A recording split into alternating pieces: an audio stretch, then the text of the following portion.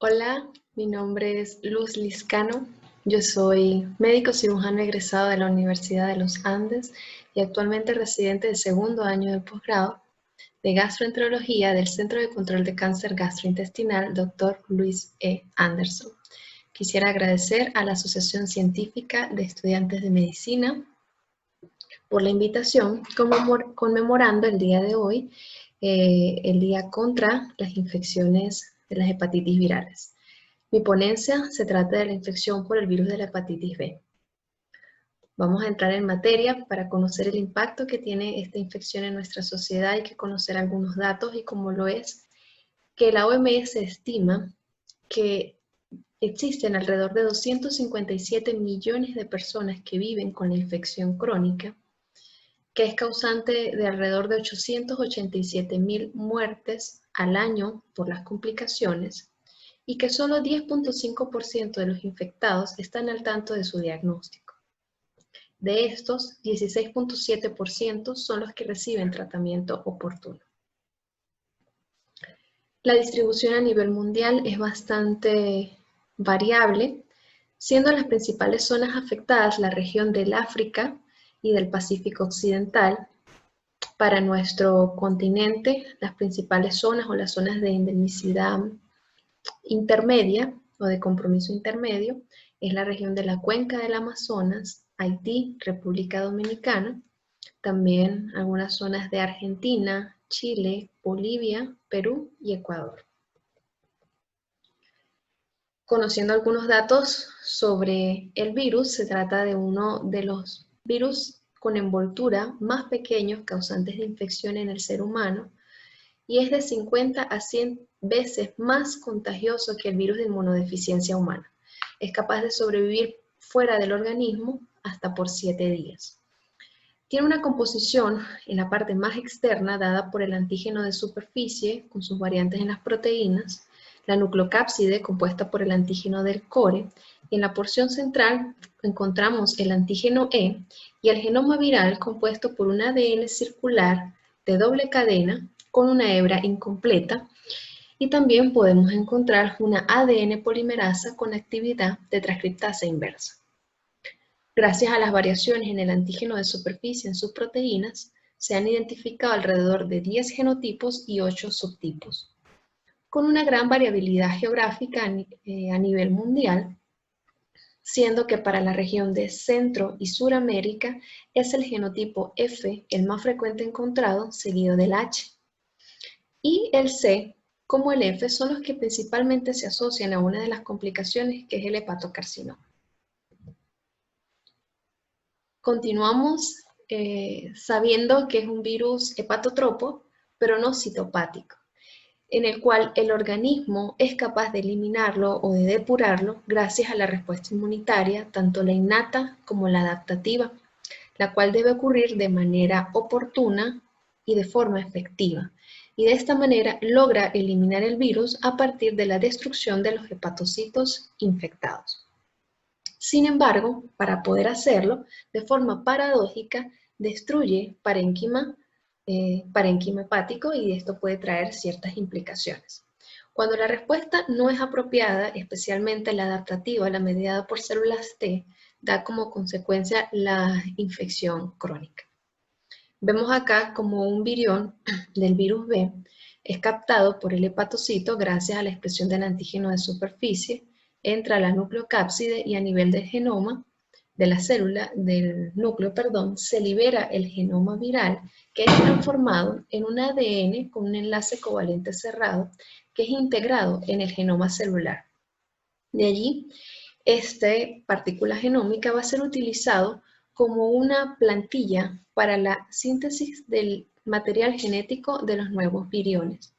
En el retículo endoplasmático se le es incorporado las proteínas de la envoltura y es liberado hacia el torrente sanguíneo. De manera que la eliminación del virus va a depender de la respuesta inmunitaria del hospedero.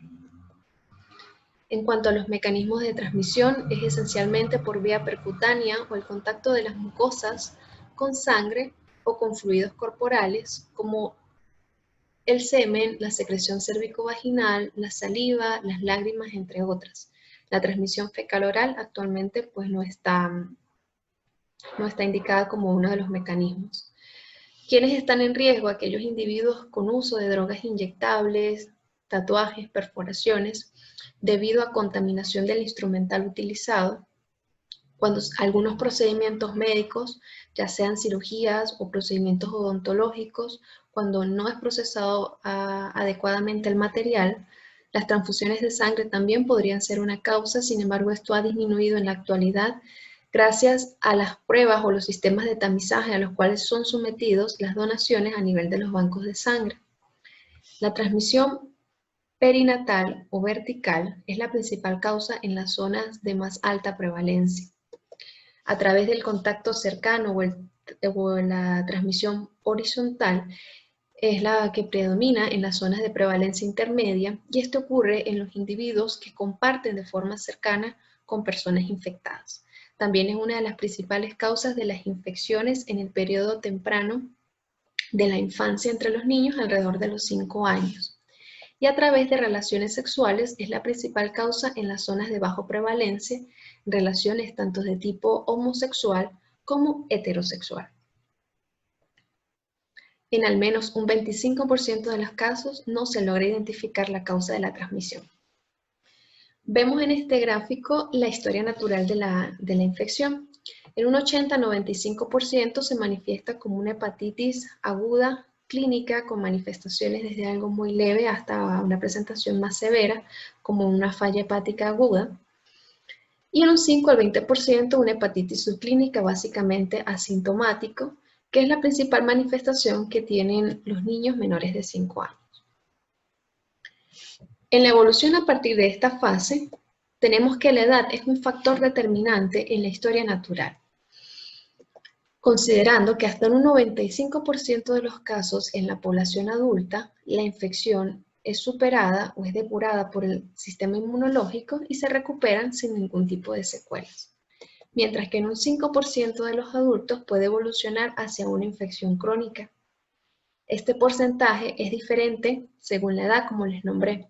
Vemos como en los neonatos las infecciones crónicas alcanzan hasta el 90%, en los niños alrededor del 20% y en los inmunocomprometidos, como los que cursan con infección por VIH, hasta en un 30%.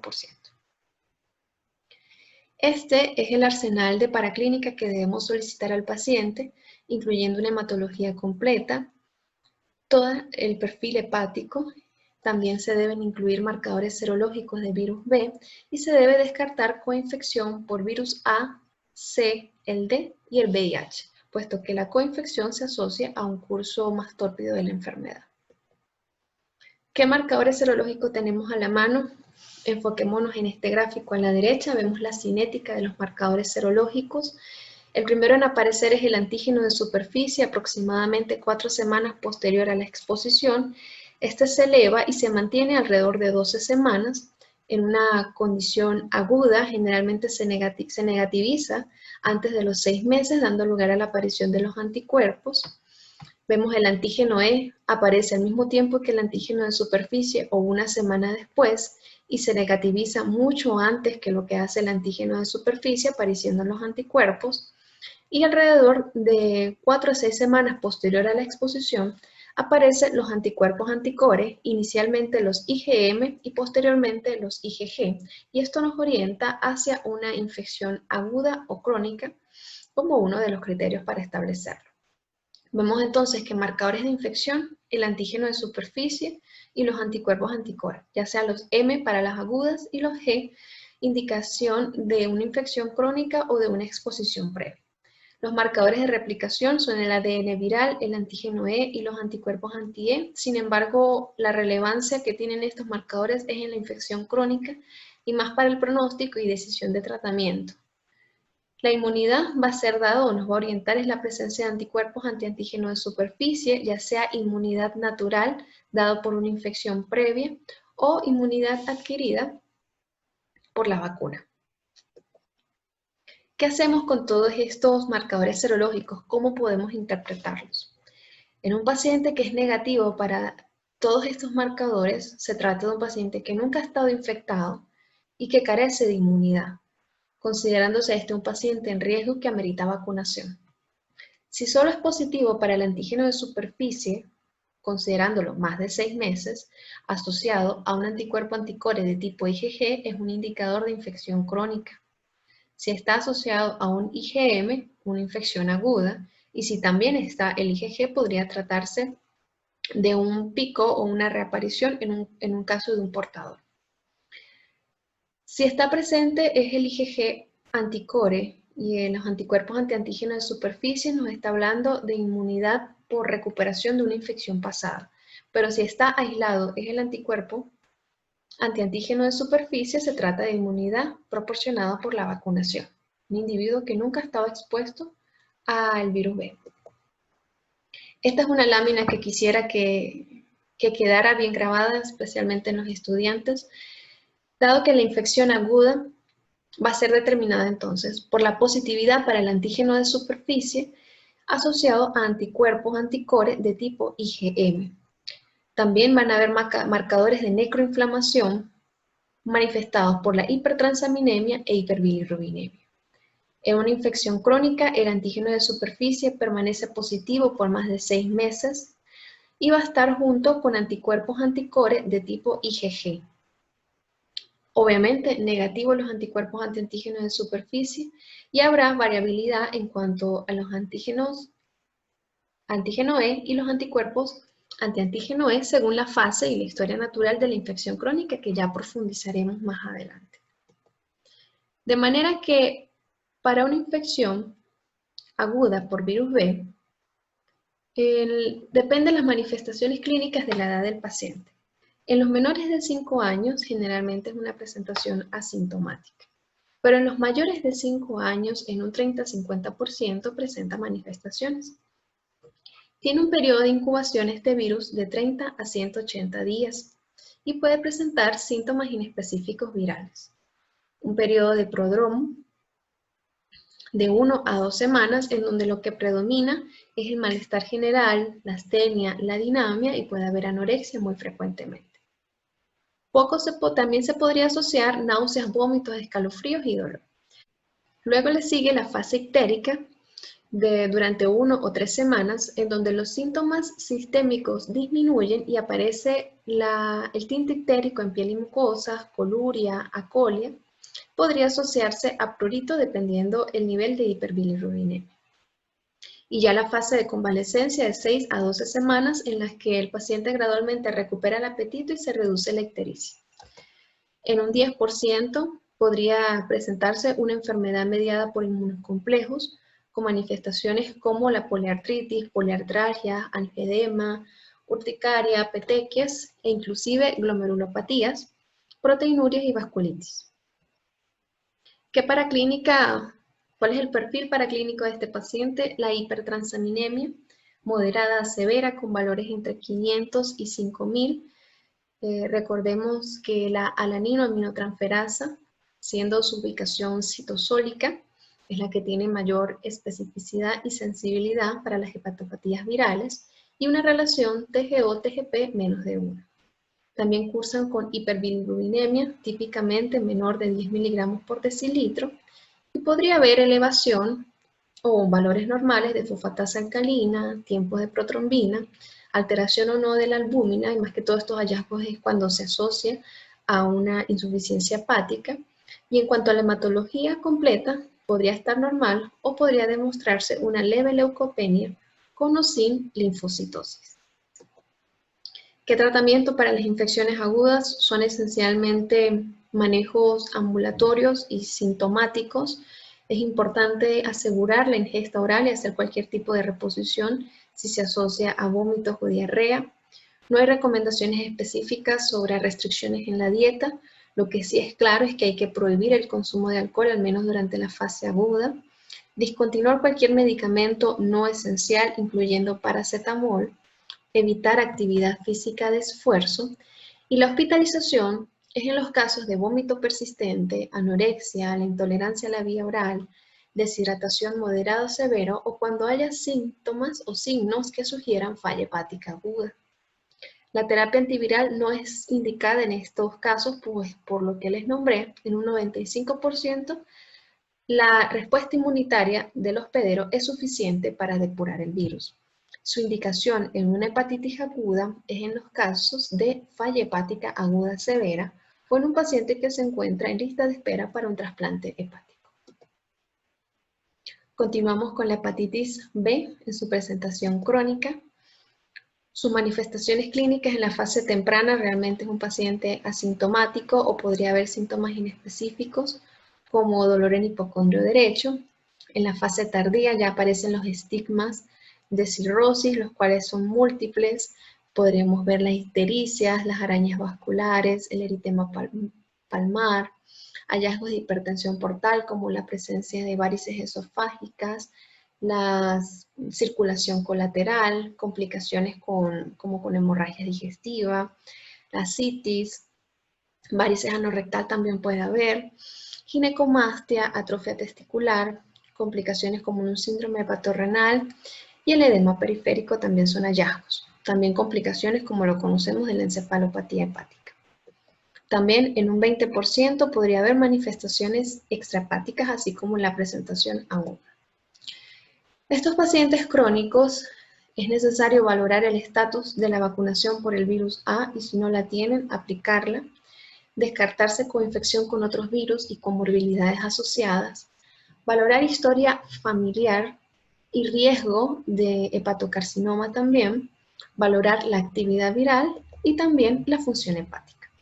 Para la actividad viral debemos solicitar la cuantificación o la carga viral del ADN, el antígeno E y los anticuerpos anti-E, y la genotipificación no es necesaria en el estudio inicial del paciente, puesto que realmente las terapias antivirales son efectivas contra todos los genotipos de forma uniforme. La función hepática es necesario solicitar la ALT, las bilirrubinas, la albúmina, los tiempos de coagulación y las plaquetas son herramientas fundamentales.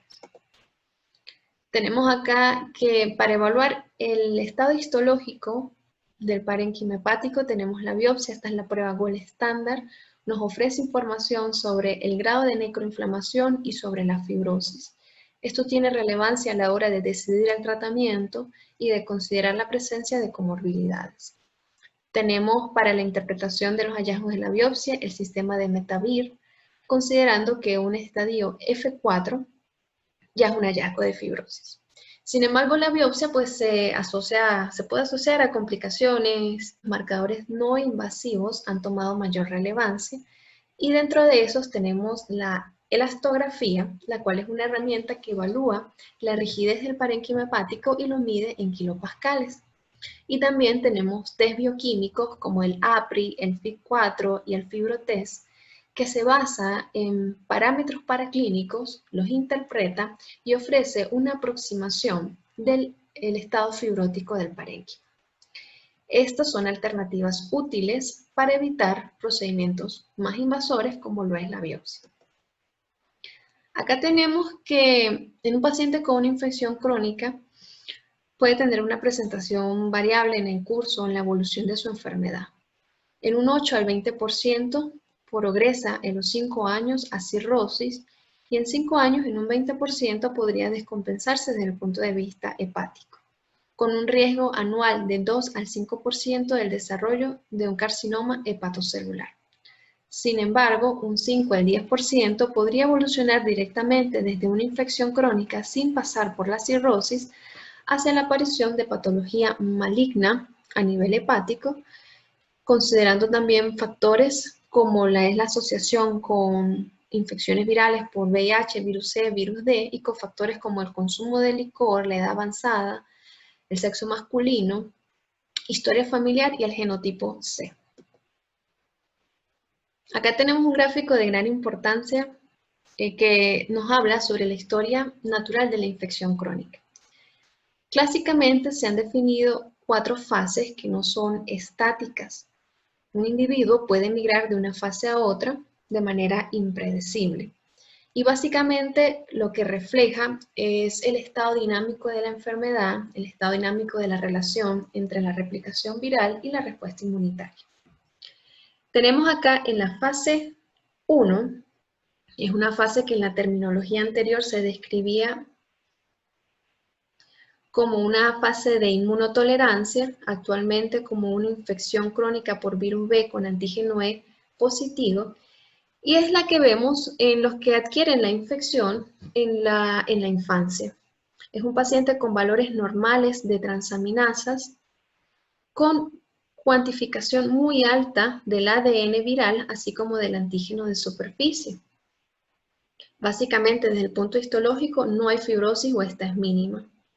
La fase 2 o la fase de cero conversión, actualmente denominada como la hepatitis B crónica con antígeno E positivo, esto es una manifestación de que se ha activado la respuesta inmunitaria contra el virus y esto trae como consecuencia la elevación de las transaminasas asociado a inflamación activa evidenciada por la histología y hay valores elevados de ADN pero menores a la fase anterior.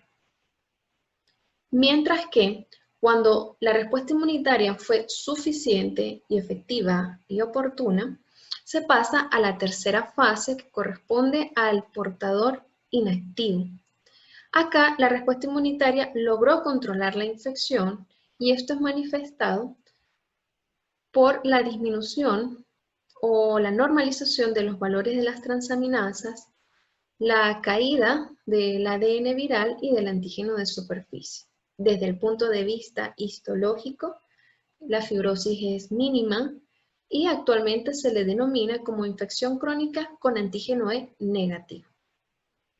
Un porcentaje de estos pacientes que logran el estadio de portador inactivo ocurre lo que se le llama el inmunoescape o la reactivación.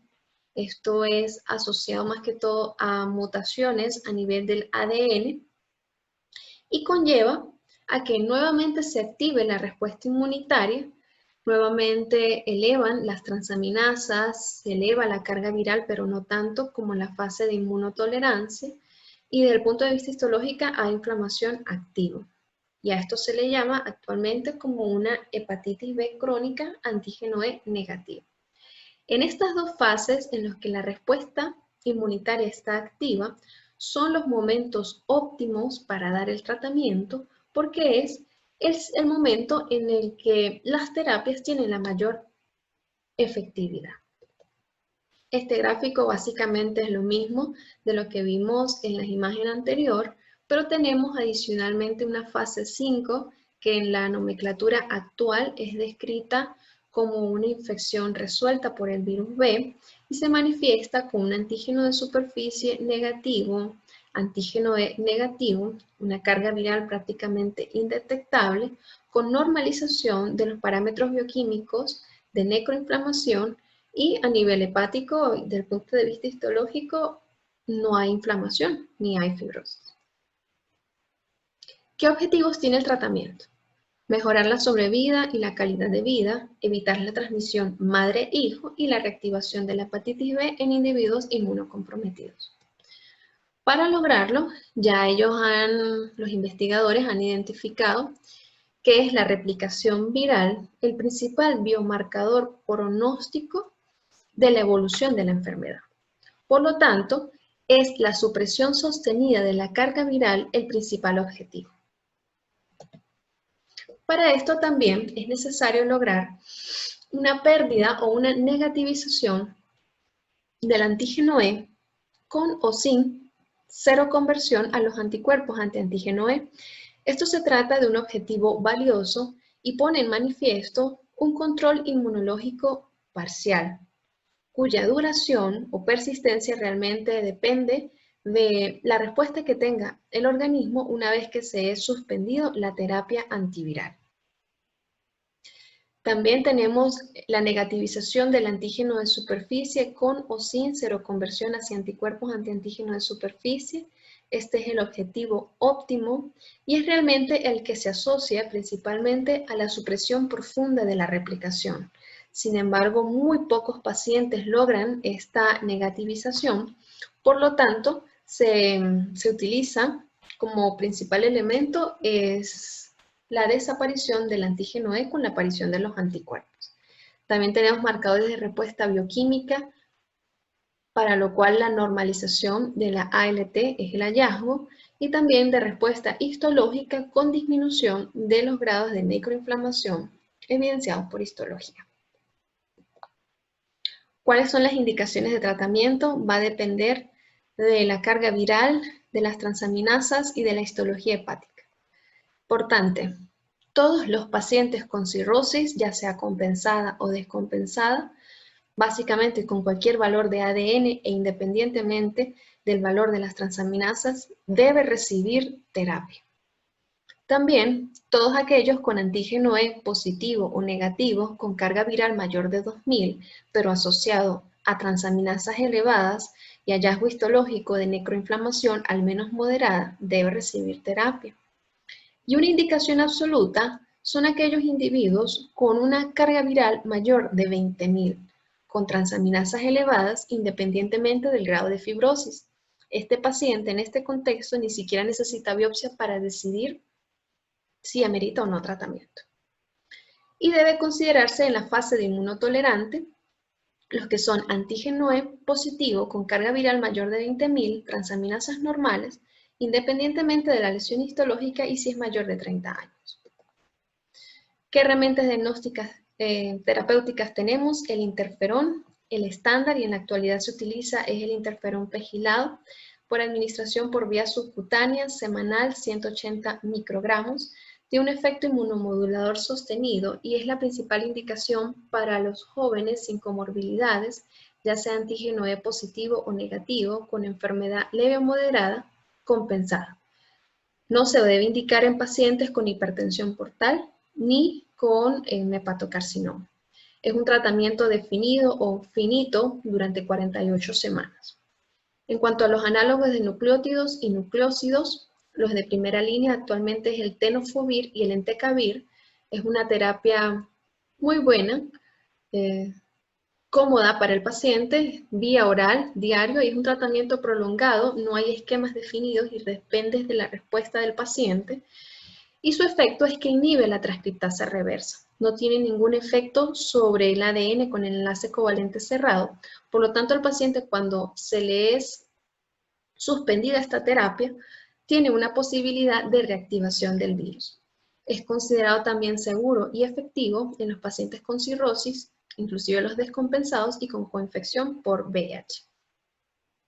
En esta gráfica quería demostrarles cómo los otros, como análogos nucleótidos y nucleósidos, como la lamivudina, el adefovir y la telvibudina, son considerados como medicamentos que tienen una baja barrera de resistencia genética, por lo tanto no son utilizados en la actualidad porque se asocian a mayor resistencia, a diferencia del entecavir y el tenofovir en sus dos presentaciones. ¿Cuándo discontinuar los análogos nucleótidos? Realmente, como les dije, lograr la seroconversión del antígeno de superficie es el objetivo más deseable, pero esto ocurre muy poco. Por lo tanto, debemos estratificar el paciente.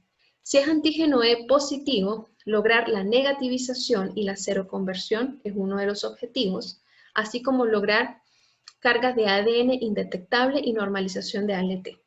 Al lograrlo, se discontinuará la terapia después de 12 meses de que estos hallazgos se hagan sostenidos. Y para los antígenos E negativos, tiene importancia es la supresión de la carga viral y la normalización de las transaminasas. Esta es una terapia más larga que en la anterior y se sugiere que podría suspenderse luego de al menos de 3 años de supresión viral mantenida, siempre y cuando se asegure un seguimiento estrecho del paciente, incluyendo que se mantenga el screening o la pesquisa del hepatocarcinoma por medio de ecografía cada 6 meses con o sin la asociación de alfa-fetoproteína. Y nuevamente, en los pacientes con cirrosis, el tratamiento es indefinido o de por vida. Bien, ¿a quién hacemos tamizaje? ¿Qué pacientes debemos investigar por la infección por el virus B? Bueno, todos aquellos que reciban derivados sanguíneos, aquellos que están en terapia de hemodiálisis, hemofilia, todas las embarazadas, todos aquellos pacientes que van a recibir terapia inmunosupresora o medicamentos biológicos, aquellos que tienen infección por VIH, por virus C, los trabajadores de salud, los que tengan actividad sexual de riesgo, los nacidos y residentes de zonas de alta y de prevalencia intermedia. Todos estos individuos deben ser estudiados con antígeno de superficie y anticore total de virus B. ¿Qué herramienta tenemos para la prevención? Esta, la vacuna, ya sea en su presentación monovalente o en las presentaciones combinadas, para la vacunación contra los microorganismos, tanto virales como bacterianos. Esta vacuna logra un éxito hasta del 95% de los casos y básicamente está compuesto por partículas inmunogénicas del antígeno de superficie obtenidos a partir de una levadura. El efecto que tiene es que induce a la síntesis de anticuerpos antiantígenos de superficie protectores en al menos el 95% de los que cumplen con el esquema apropiado. Se administra en dosis de 0.5 cc, 3 dosis en intervalos de 0, 1 y 6 meses. La indicación actual es que todos los recién nacidos deben recibirla al menos en las primeras 12 o 24 horas y aquellos individuos menores de 19 años sin vacunación previa. Esto ofrece una protección durante al menos 20 años, sin embargo en la mayoría es una protección de por vida. Las dosis adicionales o también llamados boosters se indican en los pacientes inmunocomprometidos mayores de 19 años si los anticuerpos antiantígenos de superficie son menores de 10 miliunidades por mililitro.